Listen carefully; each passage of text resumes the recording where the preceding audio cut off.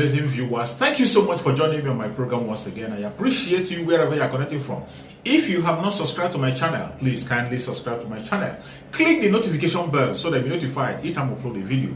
You will be among the first to receive it. Thank you so much and remain blessed. Enough, but yes. I would want us to touch a bit first. Let's look at what People's Daily said. I mean, considering the fact that we still have abductees in captivity, yes. We see the Kaduna Abuja Highway safe for travelers, Kaduna CP, as police rescue 4 kidnapped victims in Kaduna State. I mean, just to pose this with the headline and the rider, what do you think this is? I mean, to come out to say the road is safe when people clearly seem to still have that, you know, primarily on the issues of banditry across the highways. Do you think this is the first way to go, or they should be looking at ways to actually look at the worst insecurity crisis in Kaduna State? Honestly, I when I saw that statement yesterday, it was like putting the cart before the horse. Yes, maybe the Commissioner of Police is trying to tell the public the effort they've put in place to make sure that the road is safe and secure for Nigerians to commute. But the only way that can be tested is for indeed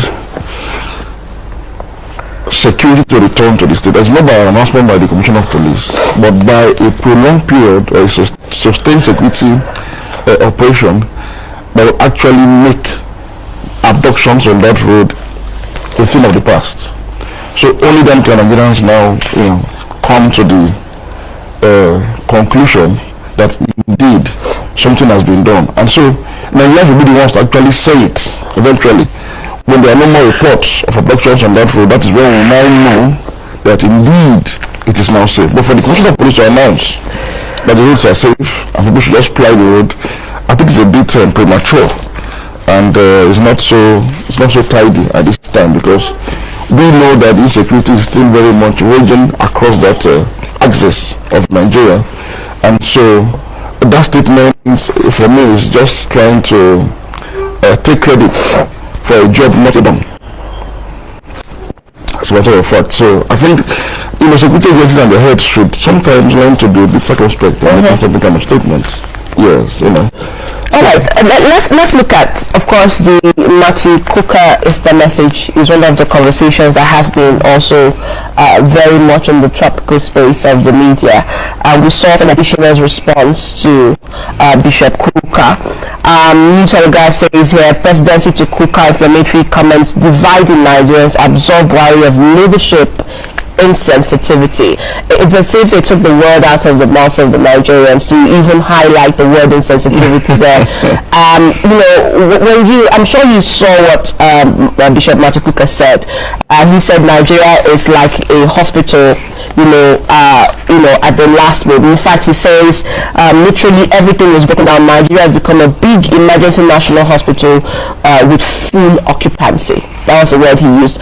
And then listening to the reply of the presidency, especially in a time where we're closing in on elections, how does this look to you? It actually shows that the government is insensitive and even in denial of their failure as a government. The Reverend gentleman said nothing that is new. It's just that it is consistent with his reputation now of speaking truth to power. And that is why whenever I have the opportunity, I say a little prayer for Bishop Cooker, because it is not easy in these times to speak truth consistently in this manner.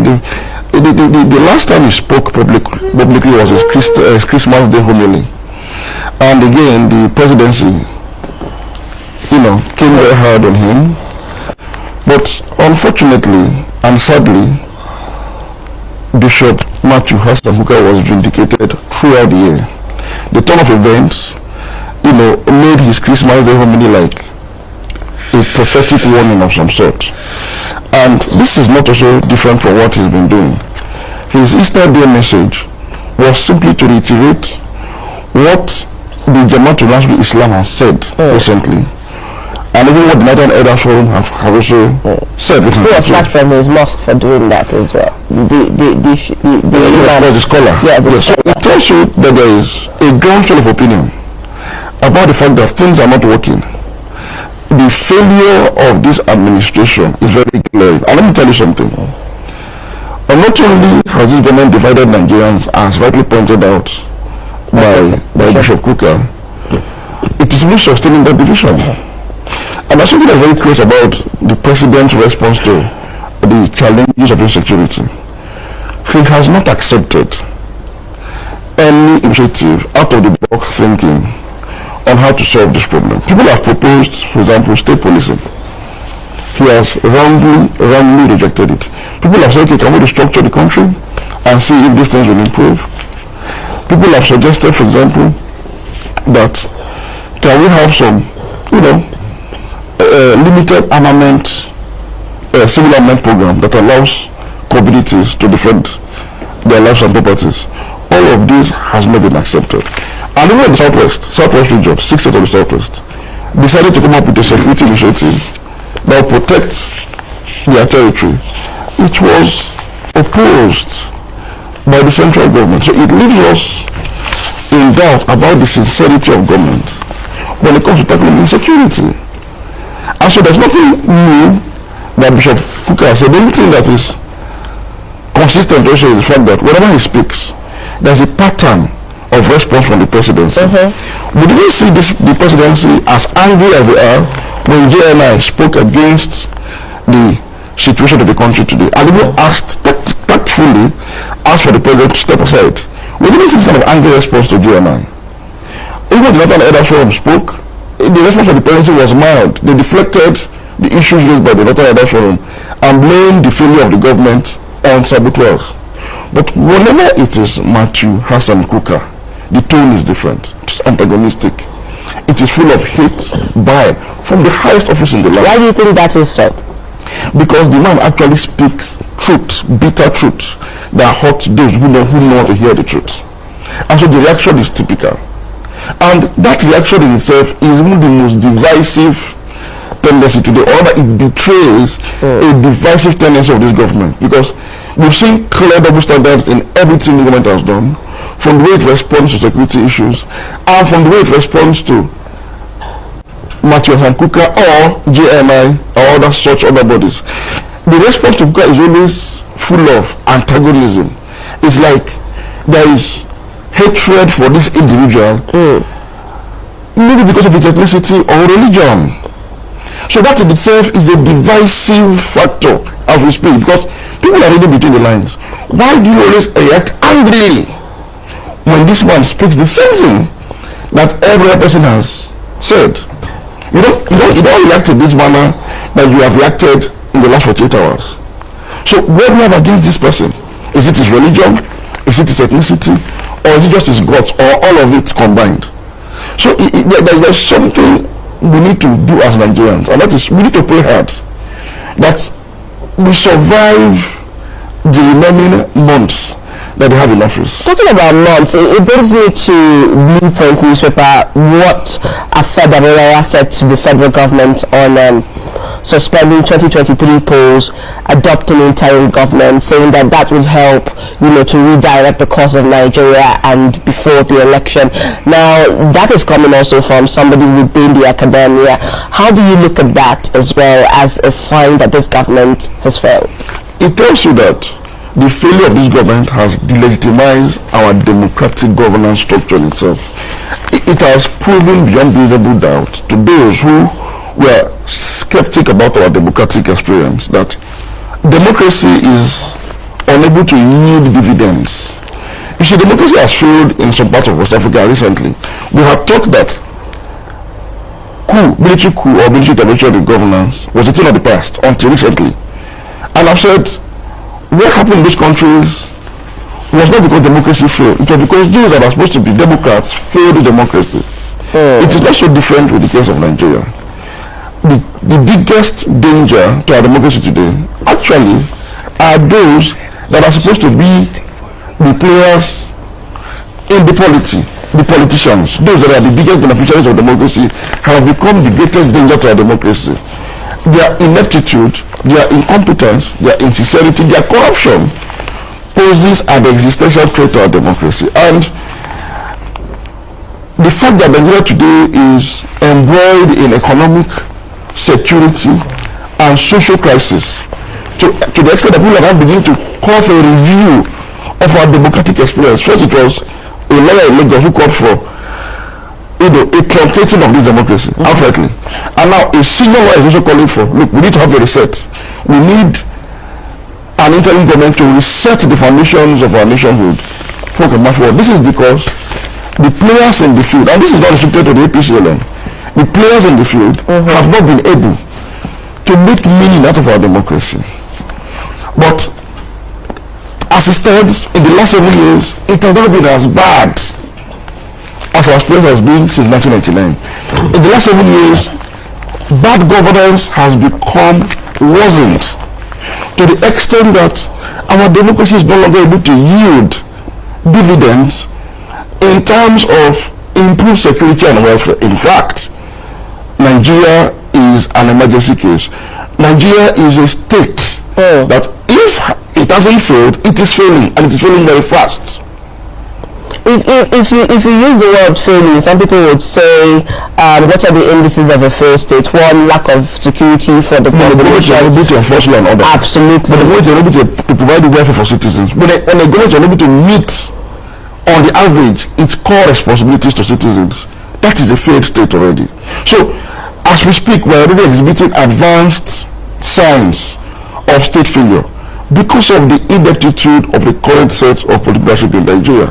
And when people like Bishop call out the government, they are like, he's acting like the prophets of old, who got sent to admonish and warn rulers of the people against their bad ways in order to avoid or avert or prevent perdition. So other than attack people that are speaking the truth, pick a lesson or two from the truth they are speaking, because the only truth that can set us free. Now, talking about the truth, we definitely are getting closer to the primaries. A lot of the political parties are looking at how, I just saw the APC say they might take the course of indirect primaries. And, we see New Telegraph telling us, Wike says, party differences shouldn't make us stupid. Coming from the governor of River State, says EFCC, ICPC have been disgraced on page 2. But let's look at the story from the angle of the APC, looking at indirect primaries and what that means for the APC, especially looking at the myriad of problems with the aspirants that have declared so far. The APC, the only thing I can say the APC today is to actually obey its own rules. It's as simple as that. We've seen aspirants moving up across the country, making themselves known to the various aspirants and other stakeholders. So if the rules of their own party be allowed to apply, they will have a rancor-free primaries. They did it in 2014, and they can do it today in 2022. But again, it will depend on the leadership of the party. And this leadership is not the party chairman, it is the president and commander of the federation. For the moment, Buhari is the supreme leader of the APC. If he allows for a free and fair primary, the APC will come out stronger, because whenever you apply democracy in anything you do, you come out stronger, because you are supposed to be a democracy than it is.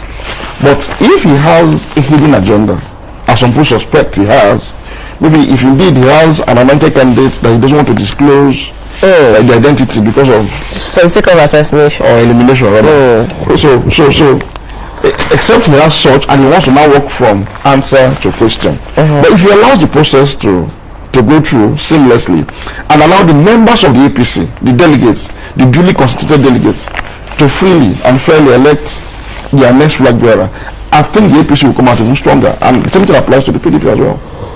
Alright, so in terms of, for the PDP, we are looking at the consensus, hopefully, perhaps, because that's what a lot of the papers also said yesterday. But in terms of what Nigeria needs, we're looking at true leadership, true budget. I think that's what Nigerians are calling now. They don't even care whether you're flying a kite as a party. What message is that for those people who are actually aspiring to take Nigeria to the next level? Honestly, the 2023 election is going to be a make or mar for Nigeria, because we're at a crossroads, and if we get it wrong and elect the wrong set of people into power, I do not think Nigeria will survive for long. And so it is important today that among the many characteristics or qualities of a leader that we need today is indeed a unifier. We need somebody who is a pan-Nigerian, who is a Nigerian for all Nigerians. I want to look into the antecedents to check. But beyond that, we also need a prudent, honest, frugal manager of resources.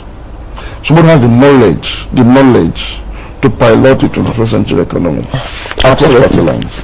We want the PDP and the APC to present to Nigerians such qualities in their respective candidates, so that Nigerians can have two good choices to choose from. And a unifier.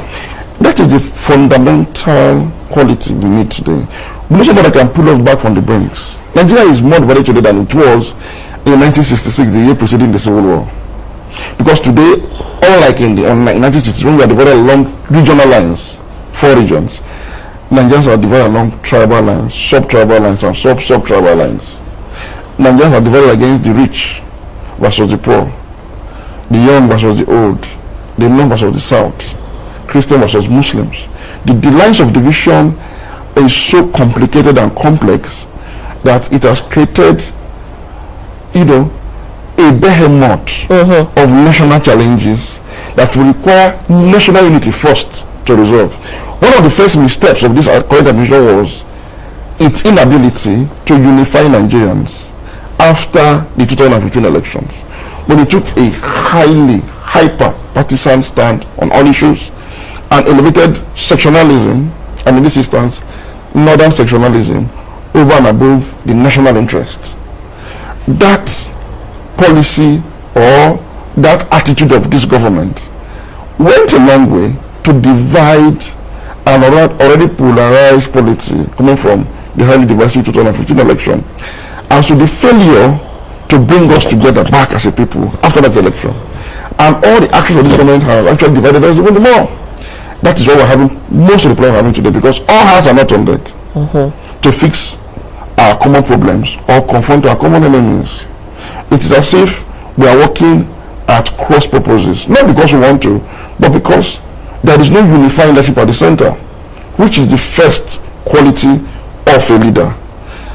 Unfortunately, the consequences are here with us, and so I'm happy anyway that all across party lines there's a common theme of the need for unifier running across board, from the APC, from Muslim Banjo, from Yahya Bello to Governor Wike to Peter Obi to Senator Anin. Everybody seems to be preaching the message of unity. Absolutely. But beyond unity, we also need an individual that is competent, that can drive the economy back to that can drive the economy, that has what it takes to move us forward. Because if we fail to do the right thing in 2023 and we continue along this track, our democracy would have been so delegitimized that cause like the type that we see Chief Afeolabo making will become widespread. Nigerians will rise up against the political leadership, and at that point there's nothing you can do about it. So you won't blame Nigerians for the failure of democracy, but you rather blame those that were entrusted with responsibility to pilot democratic good governance for the failure of democracy.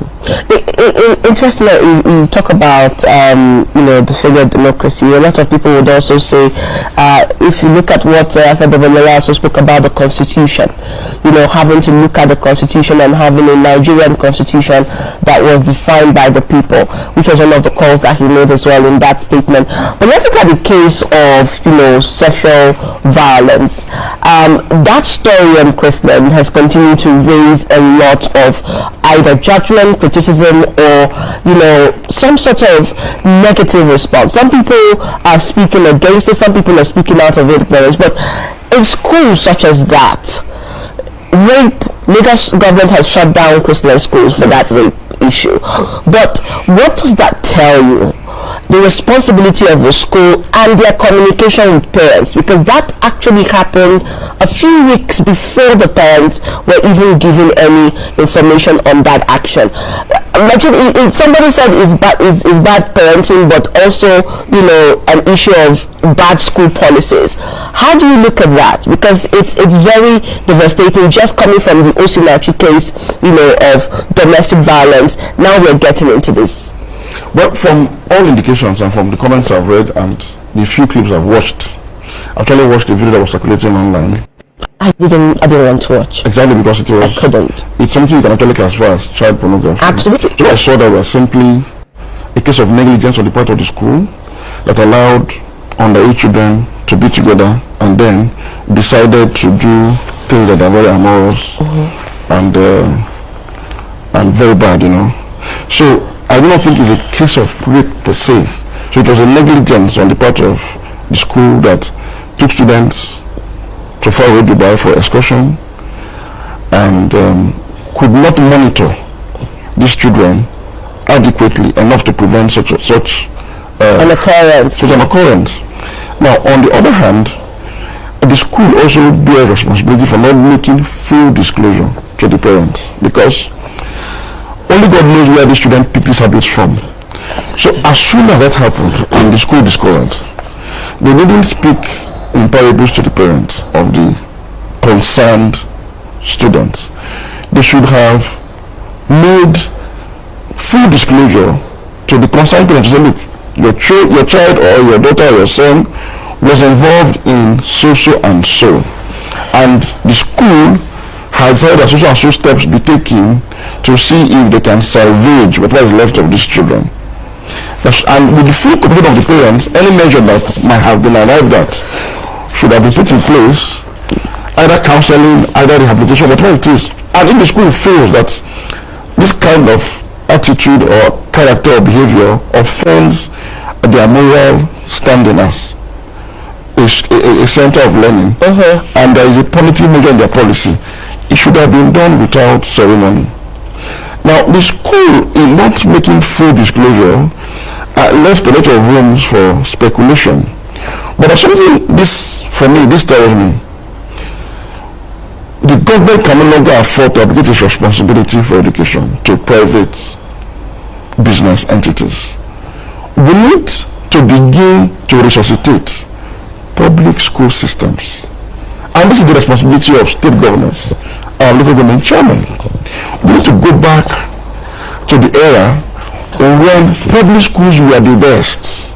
Because education is not always a matter of profit in terms of naira and kobo, because of the value of education to the society. And government for a long time have abdicated this responsibility. Absolutely. Because of the proliferation of private schools everywhere. Absolutely. They cannot continue to do that. Attend their public schools. And I knew the kind of monitoring we had then. Government must go back and revisit this issue and invest in public school education to save the next generation of Nigerians. Otherwise, I fear for our children. Especially with the adventure of social media. So, it's the responsibility of government to educate the Nigerian child. Private schools shouldn't be a substitute for public schools. It should only be an alternative. In fact, a rare alternative. But unfortunately, it has become a substitute for public school education. We need to go back to that. We need to go back to the basics. And again, this is a responsibility for state governments across the country. This is the least they can do for Nigerians. Alright, this is the least they can do for Nigeria, so take that as our closing call for our newspaper. We've been talking to Elijah Majid Dakiru, who is a macroeconomist for Daily Sun newspaper and also the Premium Times. Thank you so much for joining us. Thank you very much. As always, very insightful. Thank you so much for your patience to watch from the beginning to the end. I hope you have learned something from the video you have just watched. The video you have just watched is to bring information to your doorstep and for educational purpose. It is not to demonize anybody. Let us watch continuously and see who can be able to make a sense out of every nonsense we are seeing. We must continue. We move. It doesn't matter what they do. It doesn't matter what they say. They will kill us. We will kill them. At the end of the day, Biafra is here. Thank you for watching. If you have not subscribed to the channel, please kindly subscribe to the channel. Click the notification bell so that you're notified each time I upload a video. You will be among the first to receive it. Thank you and remain blessed. Bye-bye. See you again.